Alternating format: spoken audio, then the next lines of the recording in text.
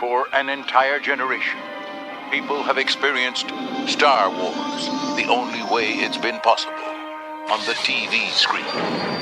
But if you've only seen it this way, you haven't seen it at all. This is the podcast you're looking for. We've been waiting for you. Welcome to Coffee with Kenobi. Here are your hosts, Dan Z and Corey Clubb. Hello, and welcome to Coffee with Kenobi Special Edition Star Trek Into Darkness, J.J. Abrams, and Episode 7. This is Dan Z, and today we are going to go into detail on the latest Star Trek film, J.J. Abrams as a filmmaker, what we can expect from Episode 7 with J.J. Abrams at the helm. With me is my good friend and co-host, Corey Clubb. Corey and I thought it would be a lot of fun to do a special episode on this topic while making sure people know we are not turning into a Star Trek podcast, so no worries, people. Yeah, isn't Coffee with Khan or anything like that, so... Oh, very nice. Very nice. Thank you. You are the master of the names and the puns. So I think what we're going to do here is, first we're going to talk about what we liked. Why don't you go ahead and go first, Corey? What did you like about the show? I thought it was a great sci-fi film. I mean, again, we're not huge Star Trek fans. We do have a, respect for it. And I think it was a lot of fun see those characters again in the sequel. The way they just, got along with each other, the more their characters came out of their shells a little bit more, the way they interacted, this, the pitfalls of really the Federation and everything that they were going through at the time. I think it was really cool to see that. As far as that, special effects were awesome. And other than that, I think there's a lot of fun film. I enjoyed it. I really did. Excellent. Well, for me, and we're going to talk about this a lot more when we talk about Abrams as a filmmaker, but the cast is fantastic. Mm-hmm. It's suspenseful. It's well-paced. There's not a dull moment to it. And I think we can both agree with the name Benedict Cumberbatch. What do you think of him? Oh, man, he was great. He got my attention when I watched him on the BBC series Sherlock. It was an excellent rendition of the character, and his acting is wonderful. He puts everything into it. He enjoys, I think, getting into each character, good or bad. And this is probably a good time for us to mention there are going to be spoilers on this podcast. So if you have not seen the film and you don't want it spoiled for you, then I would suggest pausing it and coming back to the show after you've seen the film. And then you will appreciate it more because we can't talk about this without talking about spoilers. Agreed. Yes. If you're looking, you haven't seen the film yet, I suggest go out and see it, check it out, and then come back and listen to the podcast. So, yeah. And I want to point out, I did love the film. In fact, I think I may have enjoyed it more than Iron Man 3, which is saying something for me because I'm a big Marvel guy too. The only thing is, I wasn't crazy about some of the things that happened at the end. We'll kind of get into that in a little bit more. Do you want to go into more detail about what you liked, per se? Sure. I think as far as the storyline itself, it was paced pretty good, like you said. It was well done. I enjoyed the characters. J.J. Abrams, the way he crafts a story, the way he gets his characters to connect. And I really liked, and I liked this in the first one too, I liked the interplay between Spock and Kirk. And there's tension. And it's not the Nimoy and William Shatner thing. It's there. But they mime it. They obviously take that as a rich tapestry of characters, if you will, and characterization. But they don't try to mimic it. They make it their own. And just, you never know how they're going to interact with each other. The way they mess with each other.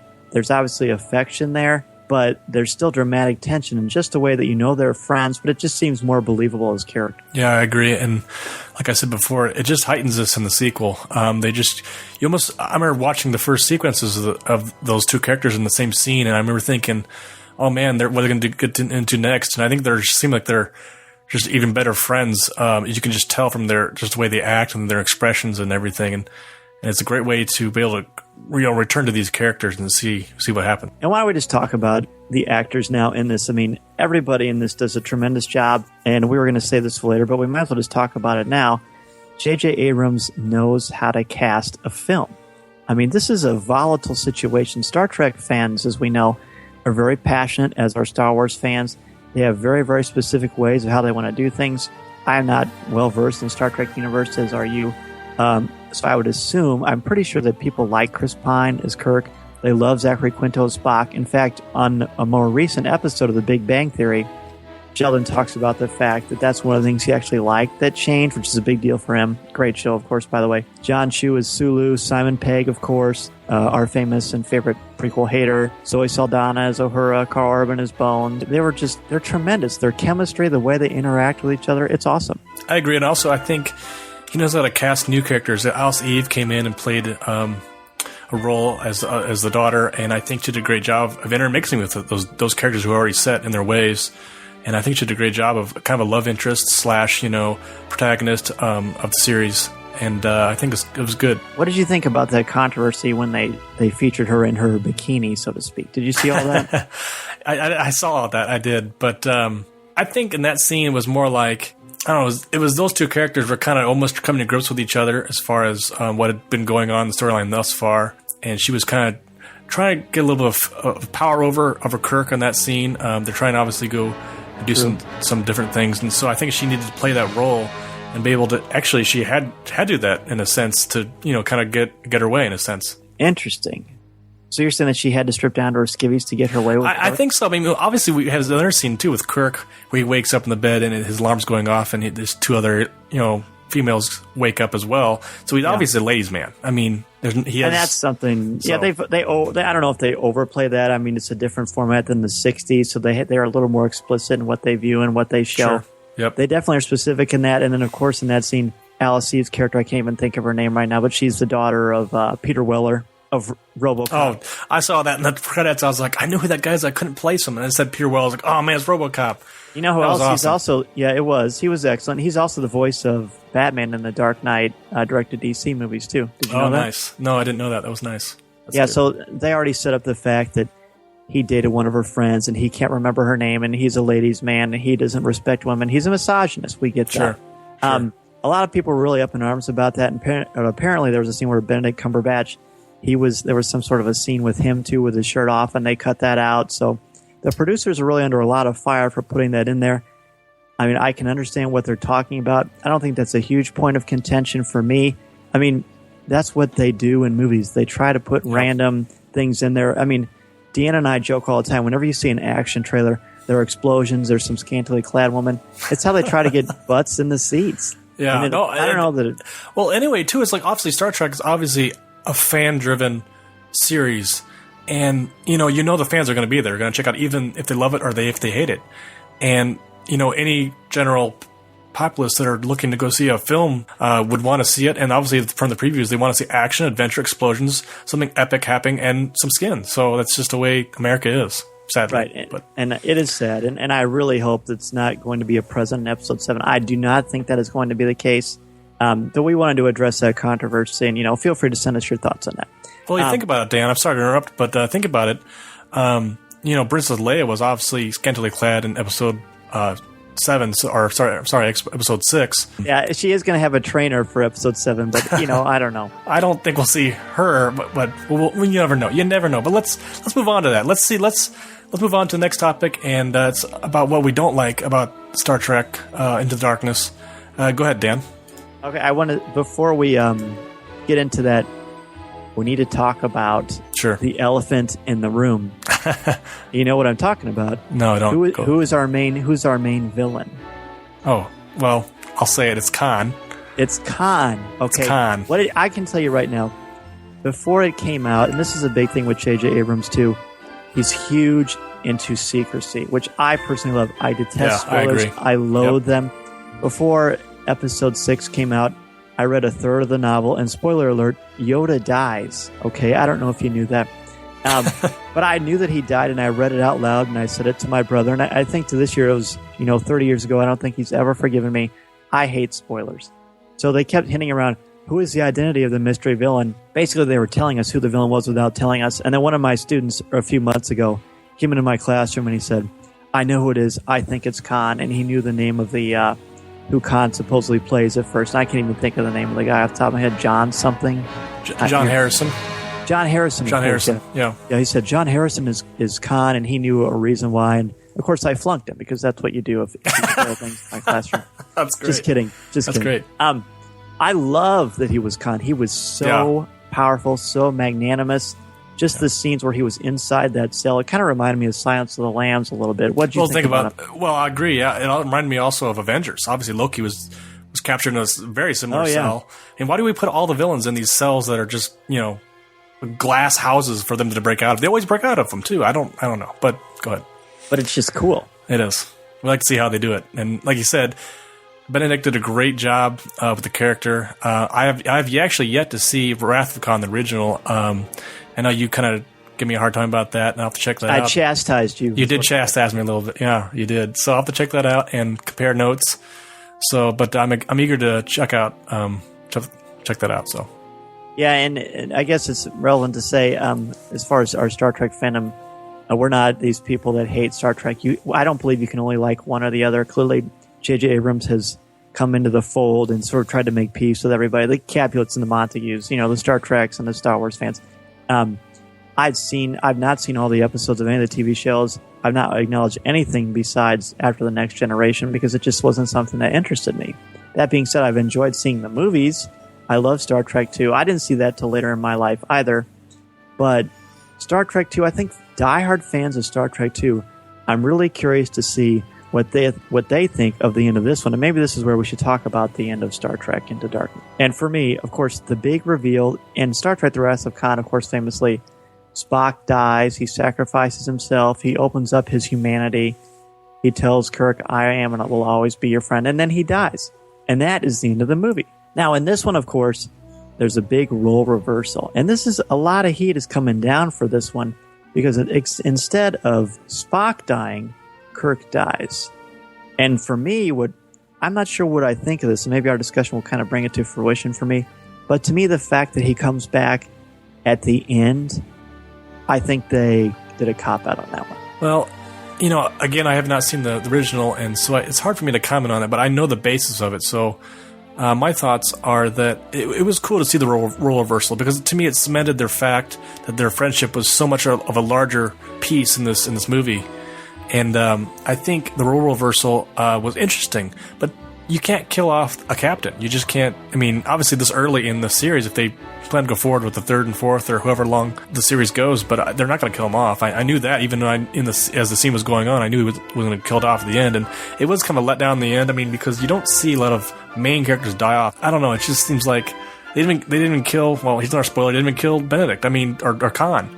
So in the end, he's still out there. He's still a threat possible. I mean, they're just not going to do it. Obviously, he's got the star power to do it and the character power to just keep on rolling. But that's the thing, killing a character, and that's a higher level concept that we could talk about. Do you have to kill someone to bring justice? They don't. They essentially freeze him, which is all of his people are. You mentioned something earlier about you can't kill the main character, but that's the thing. In Star Trek 2, they did. And they led to a sequel, Star Trek 3, The Search for Spock.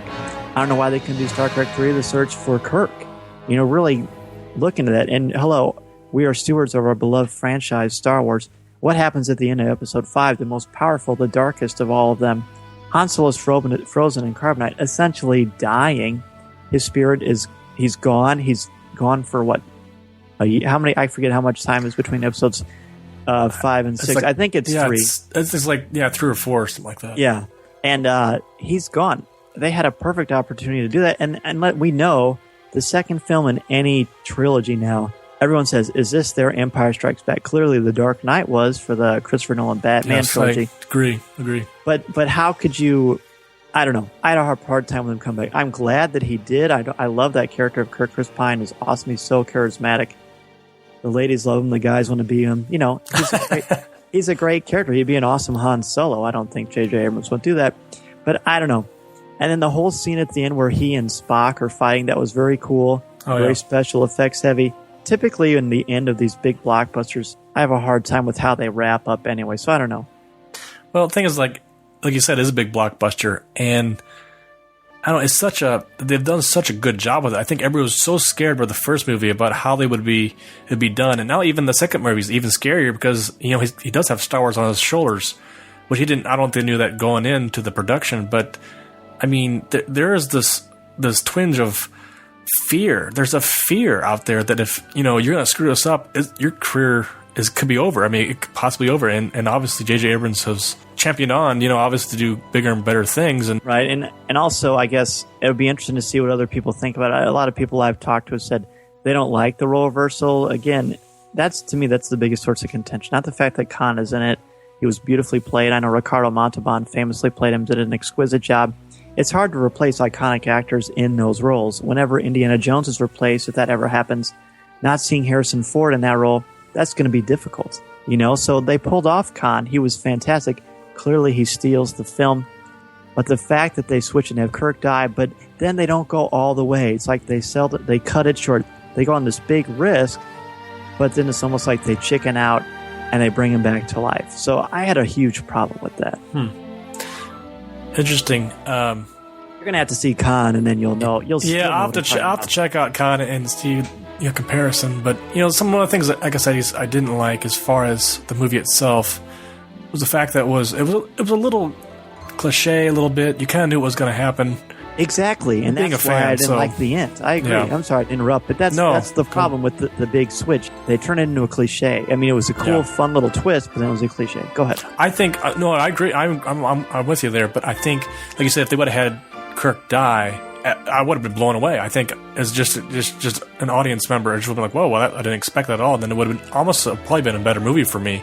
So, but I think, like you said, Benedict, who played Khan, just blew the character out of the water. He did a great job. I think that what made it a better film for me. I think if somebody else would have played that character and done a lesser job or not as well, I think the movie itself would have been not so great to me. I mean, and all in all, I think it was a fun movie and film, but I think it was a little cliche here and there. So, okay, so I guess if you had to give it, if there were 5 stars, 5 being the best, and obviously 1 or 0 being terrible, how many stars would you give it? I would give it probably 3 stars. Solid 3. Agree. I agree. 3 stars. Solid 3. Yeah, 3 stars for sure. You had mentioned earlier how this ties in episode 7 and J.J. Abrams. I gotta drop some news for you. I saw on Twitter. It's just a rumor, and it just could be fans generalizing, and I'm sure that is. And on Coffee with Kenobi, I don't want to really address a lot of rumors because I'm not a rumor person. But I did see some fun speculation, and they talked about Benedict Cumberbatch, and they said, wouldn't it be cool if he played Grand Admiral Thrawn from the Zahn trilogy? You just blew my mind. That's, I love the actor himself, and him to play that role would be probably icing on the cake. I wouldn't even care what else happened in episode 7. I would just love to go see him act in that role. That'd be an excellent way to go. Will it happen? I don't know. And the other thing is, I thought too, a lot of people had said that Anton Yelchin, who plays Chekhov, would be a great, young Skywalker, I guess, son, daughter, or I guess it would be a solo daughter. Well, really? I never thought of that. Son. Well, I had read that early on. They said that he looks Skywalker-ish or Solo-ish. Has that bloodline. Just the character traits and his facial features and things like that. But to think that possible anybody from the cast of this new Star Trek films could be cast in the new Star Wars Episode 7 films is always a possibility. So, like you said, if Cumberbatch decides to, jump the river and go into Star Wars and you can play a character there, I would love it. I don't care who he plays, if he's an officer or something. I don't care. But that's the thing. A lot of people there, and it's going to be mildly amusing and mildly annoying, to be honest. They're going to try to find every actor who's ever been in a J.J. Abrams TV show or movie and try to connect them to Episode 7. Personally, I don't really need that. I don't really care who's in Episode 7 as long as they're good, talented actors. And I think that this points to J.J. Abrams' strength as a filmmaker. He's only made a handful of films, but I can't think of a single film that he's made where you don't think that the acting is great, the script is good, the chemistry on screen is good, and he uses a lot of green screens. I don't think we're going to see some of the foibles that are famously or perhaps infamously associated with the prequels, the stilted screenplay, the stilted acting, the wooden acting, whatever you want to say, whatever you want to call it. I don't think we're going to see that in Episode 7. This guy knows how to craft a story. I agree, and I have confidence in J.J. Abrams a lot. I really do, from just the stuff that he's done. A lot of people, downplay it and don't like it because his script writing's bad, or things don't connect, or there's no character connection, things like that. And that's to each their own, I guess. But as far as Episode 7 goes, the green screens and the special effects are obviously new and revolutionary and wonderful. And the other thing about J.J. Abrams is he loves to go this huge scale, this ultimate, like, what, let's crash the Enterprise, let's destroy New York City, let's just do all these fantastical things. And I'm just excited to see what he's going to do with Star Wars. Will he do something extremely out of this world that's just incredibly just massive? or really downplay it and just really connect with the characters and go from there. So I agree. The sculpt, just that scene at the beginning where the Enterprise raises out of that body of water, that was beautiful. That was epic in scope. And he's got so many toys in the Star Wars sandbox to play with, the Falcon, the TIE Fighters. There'll be all these new things that are happening in the Star Wars universe. They're going to want to sell Legos. They're going to sell video games and action figures and collectible sets. J.J. Abrams is going to make things so cool. And I think right now, let's talk about this whole lens flare thing. This is on Collider.com, and the whole lens flare thing came up, and it's been very trendy and chic to make fun of the lens flare, and I'm not crazy with it, and I think a lot of people who are making jokes that don't even understand what they're talking about. So I found this article, and Collider asked Simon Pegg about it. They say, who made the first joke about the lens flare? And I'm going to have to edit some of this because this is a family show, and Simon Pegg does not always think of that, but that's okay. He basically said, there's probably some film student who wanted to demonstrate his or her knowledge of film terminology, thus elevating themselves to an assumed level of critical superiority, which gives them this kind of smug, knowing smile that indicates a festering sour grape, fizzling in the pit of their own ambition. It's become a sort of communal stick to have a crack at JJ with, mostly by people who don't know what the beep a lens flare was, until someone started sneering this term all over their blog. It demonstrates JJ's supreme talent as a filmmaker, that the main means of knocking him is to magnify a throwaway artistic choice into some sort of hilarious failing. Lens flare is essentially an anomaly caused by light hitting the lens and creating refracted shapes. Because it draws attention to the fact that we are looking at a filmed event, it actually creates a subliminal sense of documentary realism and makes the moment more vital and immediate. In the same way Spielberg splattered his shots with bloody seawater in Saving Private Ryan, JJ suggests that the moment we are in it is so real and alive there just isn't time to frame out all the light and activity. The irony is by acknowledging the film's artifice, you're enhancing the reality of the moment. It's clever, and I love it. On set, we call it best in show, and our amazing director of photography, Dan Mindell, has a special technique to achieve it. To the detractors, I offer a polite beep you and suggest you find a new stick to beat us with, but being a huge, boring neggy balls is necessary for your personal happiness. And so that's what Simon Pegg, who of course he's a big Star Wars fan. He's also a very famous prequel basher. But I love what he says about the lens flare. Yeah, actually that's a great comment. I haven't heard that yet, and I agree with it. I really do. It is an artistical way to do the film. To me, it meant sleek to me, and it kind of has this new feel. It's like this is the way we're going now. This is Star Trek is moving forward as far as the new films, and then maybe the next director won't keep with that, but yet you get this feeling of like this is something we haven't seen in the way that he does that. Like he does bring your attention to a scene when that comes on. I mean, you're kind of like your eyes are kind of like offside a little bit, but I think it still is like this, almost like a flaw in the film. But yet these characters are so engrossed in what the actors are doing, they can't stop. So that's my take. I agree. I mean, he knows his stuff. He knows from a lot of these guys who are lifelong film people. They understand the craft of filmmaking. And there's a literature term that I love to use, is verisimilitude. It's actually my very favorite word in the world, verisimilitude. And it means semblance of truth.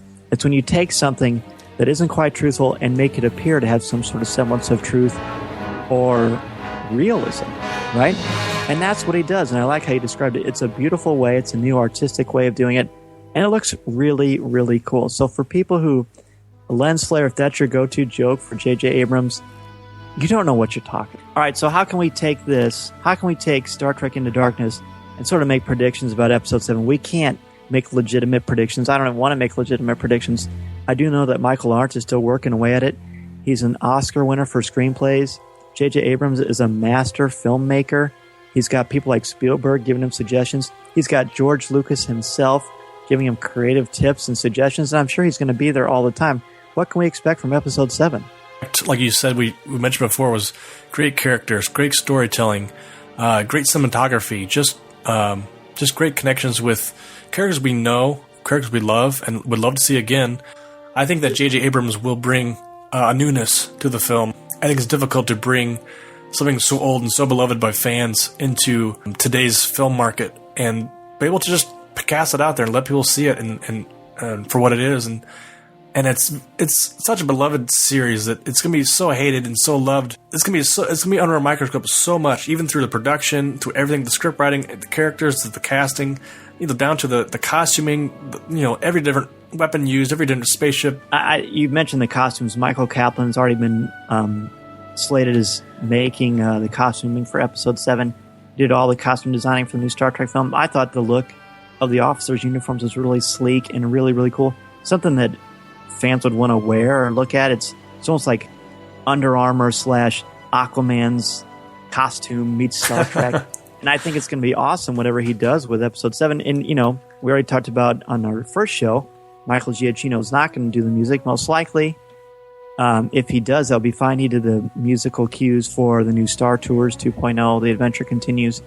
Whoever Abrams wants to take into the fold and make Episode 7 with, I'm okay with, as long as George Lucas thinks it's cool too. Yeah, but you got to think though, George Lucas is stepping back and playing a different role in this series, and I think it's going to really fall a lot on Kathleen Kennedy and the group there, and the Disney group, and J.J. Abrams. I think that he's going to have a lot of weight on his shoulders, even more so from doing Star Trek. The Star Wars film is going to be biggest than we've seen in years, I think, as far as filmmaking goes, and it's really going to really set a new trend as far as future films to come. A new hope, as it were. You mentioned that Lucas was going to take a step back. I think we both know he's not taking a step back. He's not going to direct it, and he's not going to write it, and I'm actually okay with that. In fact, I'm happy with that, to be honest. As we've said many times, his genius lies in his creative mind and his passion and his vision, not in his ability to write. Okay? So we don't have to deal with that. It really reminds me when Theo Epstein took over the Cubs, if we're going to use a baseball sports metaphor here. Before he took over the Cubs, he went to the Red Sox, who hadn't won a World Series for over 80-some years. Then he comes in, there's all this pressure, all this stuff going on, and then he takes him to win a couple of World Series. And then he goes to the Cubs. It's very similar to the Star Trek Star Wars thing. He already had a lot of pressure on him when he took over the Star Trek franchise. I don't think that bothers him. I think initially he was reticent. He was clearly reluctant. He didn't want to do it. He was steeped into Star Trek. He told Kathleen Kennedy no, and she wouldn't let it go. Thank goodness for that. And she pursued him, and then J.J. Abrams, his wife, helped him agree to do it. So it's almost like, I'm not going to say Star Trek was his warm-up, because he's a professional filmmaker. He doesn't need a warm-up. But if they prepare him for the pressure and the scrutiny that he's going to face, I don't think that's going to be a factor for him. I agree.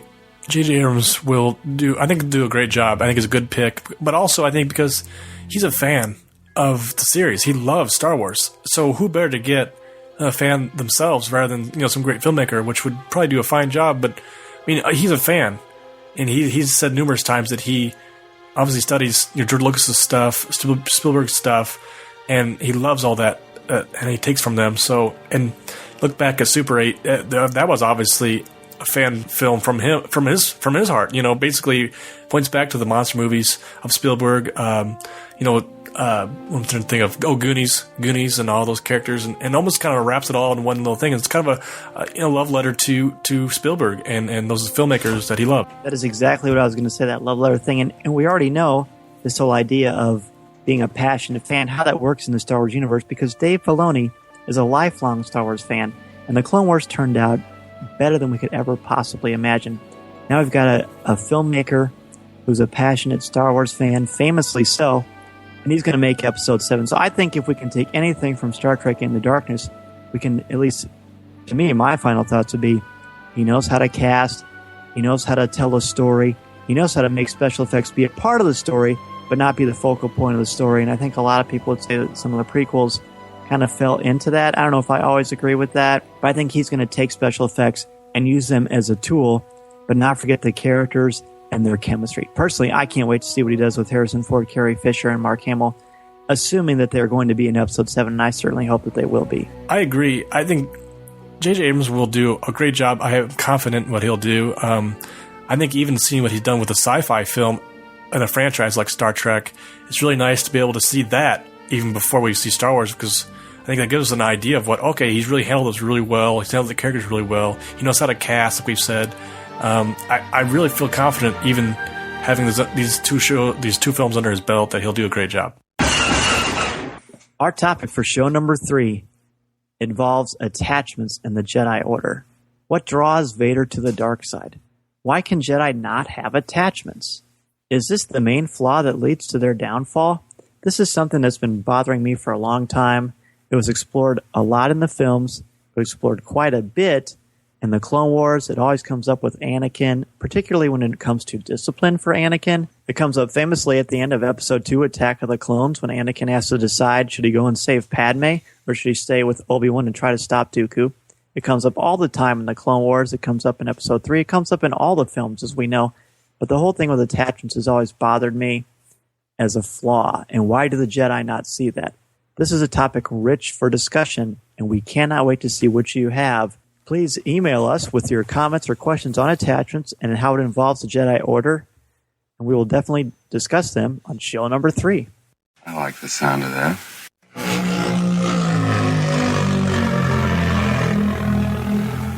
If you would like to respond to our question of the show, have a comment, or just want to say hello, send us an email at feedback@coffeewithkenobi.com. Or if you have a specific question or comment for either of us individually, email us at danz@coffeewithkenobi.com or coryc@coffeewithkenobi.com.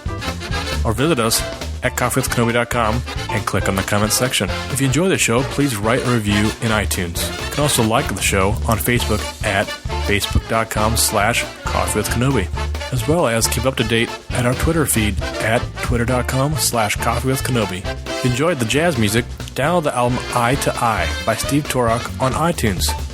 Give the evacuation code signal. And that's going to do it for our Coffee with Kenobi Special Edition Star Trek Into Darkness J.J. Abrams and Episode 7 special. Thanks for listening, and we hope to see you soon on coffeewithkenobi.com. This podcast is not endorsed by the Walt Disney Company or Lucasfilm Limited and is intended for entertainment and informational purposes only. The official Star Wars website can be found at www.starwars.com. Star Wars, all names and sounds, and any other Star Wars-related items are registered trademarks and/or copyrights of Disney or their respective trademarks and copyright holders. All original content of this podcast is the intellectual property of Coffee with Kenobi unless otherwise indicated. There's no one here. Move along. Move along.